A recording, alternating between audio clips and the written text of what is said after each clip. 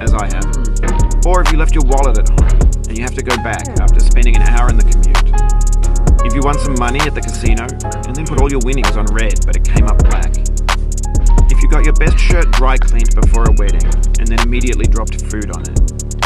If you won an argument with a friend and then later discovered that they just returned to their original view. Starting over is harder than starting up. If you're not ready for that, like if you've already had a bad day, then what you're about to go through might be too much. Feel free to go away and come back. I'll be here. Alright, thanks for coming with me on this trip. I'll understand if you have to take a break at any point. Just find a safe place to stop, quit the game. Don't worry, I'll save your progress, always, even your mistakes. This game is a homage to a free game that came out in 2002 called Sexy Hiking. The author of that game was Jazzor, a mysterious Czech designer who was known at the time as the father of B games.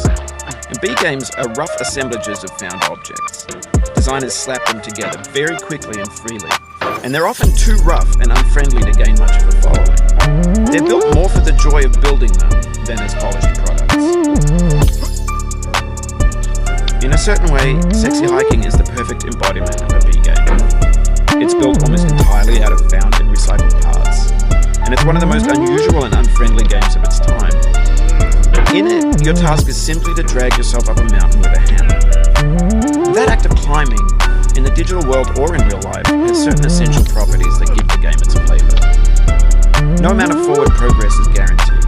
Some cliffs are too sheer or too slippery, and the player is constantly, unremittingly in danger of falling and losing everything. Anyway, when you start Sexy Hiking, you're standing next to this dead tree that blocks the way to the entire rest of the game. It might take you an hour to get over that tree. A lot of people never go past it. Prod and poke at it, exploring the limits of your reach and your strength, trying to find a way up. There's a sense of truth in that lack of confidence. Most obstacles in video game worlds are fake.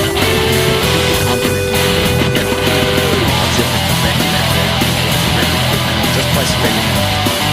In that sense, every pixelated obstacle is Sexy Hiking.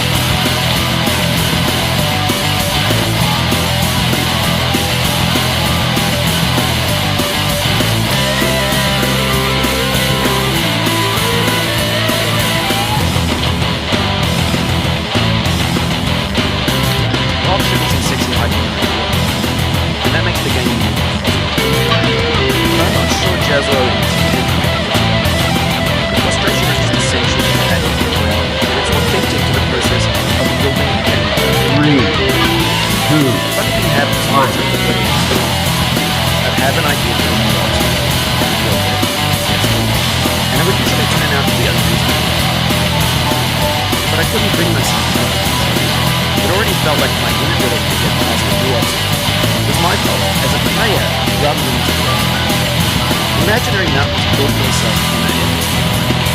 And it's our repeated attempts to reach the summit that turns those mountains.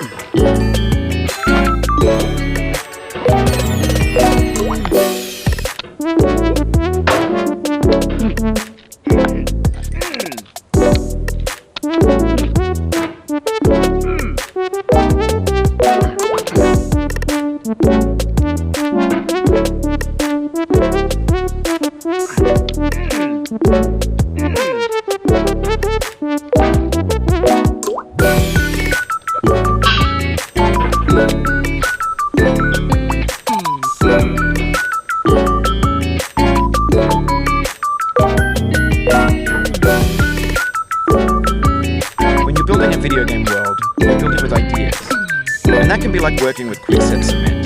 You mold your ideas into a certain shape, and in the process of playing with them, they begin to harden and set until they're immutable, like rock. And at that point, you can't change the world, not without breaking it into pieces and starting fresh with new ideas.